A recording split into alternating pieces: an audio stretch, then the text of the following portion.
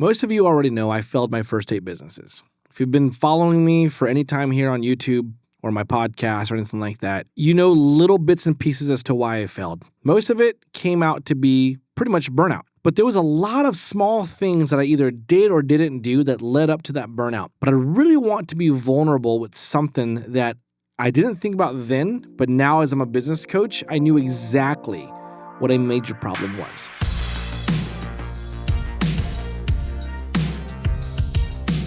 Here's a toxic way of thinking that I just went out the door thinking. I'm going to run this business, and in about 1 or 2 months from now, I'm going to be super filthy rich. So guess what I started doing? Spending a lot of money. I was on a high. My emotions were all over the place, just feeling really good that I became an entrepreneur and that I had this new idea and I was going to make it. I spent way too much personally that when my business made money, it went right to my personal spending.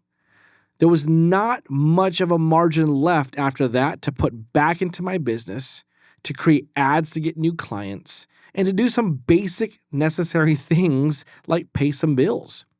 And that was one big reason why I failed a lot in the beginning. I didn't understand that I needed a business budget, and I also needed to control my personal spending by having a strict budget there.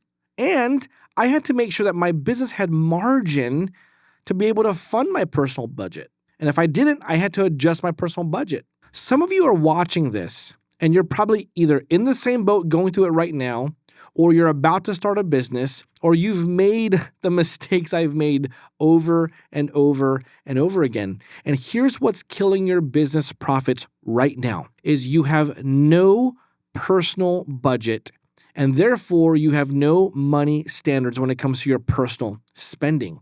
So what happens when you overspend and you have more month left over than what you have in your business account personally? Well, you go to your business and say, hey, there's money. Let me make a draw. And you probably do that 7 or 8 or even more times a month. And that becomes very dangerous for many reasons. Number 1, there's no personal discipline. Number 2, your business only makes a certain amount of money and then only profits a certain percentage of that money. That if you overdraw in your business, you can even be negative profit, which means negative cash flow. Do you see where I'm going with this? If you have no personal discipline with your money and you don't put a personal budget together that's realistic for the margins that your business is doing, then you're going to fail because very soon you will not have any money left for your business. Here's another thing that I should have realized that people were telling me and I simply ignored. When I started my business, I wasn't even making big bucks, but I went full time. Why? Why did I do that? Well, I thought I was going to make it in 2 or 3 months. I had that very toxic way of thinking that every time I got excited about a business and I was going to start it, I was going to make it quick and fast and become a millionaire so fast because the idea was an amazing idea. Here's the reality. It takes work to build a business.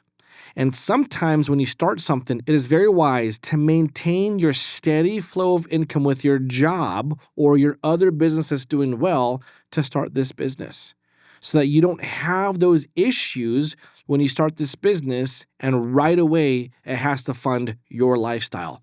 Because let's admit it, we live in America, and even if you don't have a lavish lifestyle, it is very expensive to live. Your rent, your food, your kids, all that. Why put you and your family in a very dangerous financial position? Because you have no budget discipline, which really comes down to your personal discipline. Here's a quote that I love quoting. You're either going to have the pain of discipline or the pain of regret.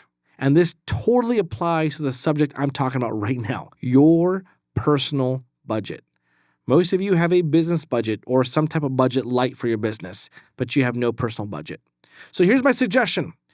Create a comprehensive personal budget and make sure that you also have a business budget with margin to fund your lifestyle personally. If you don't have either one of those, you have to make some very important decisions. So if you have no budget, business or personal, or if you have a business budget and no personal budget, I want you to get with one of my team members. We actually have a budgeting expert on our team, and she could walk you through the proper ways of budgeting for your business and making sure there's margin left over in your business to meet a personal budget of yours, which she can also help you create.